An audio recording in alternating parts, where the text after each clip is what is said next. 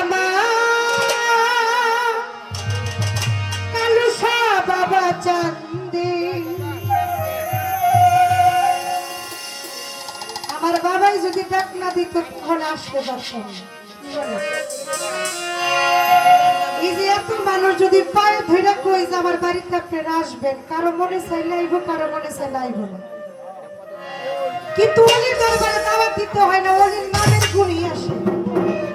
তাই সেখানে ডাকে আমার ওই পাগল বাবা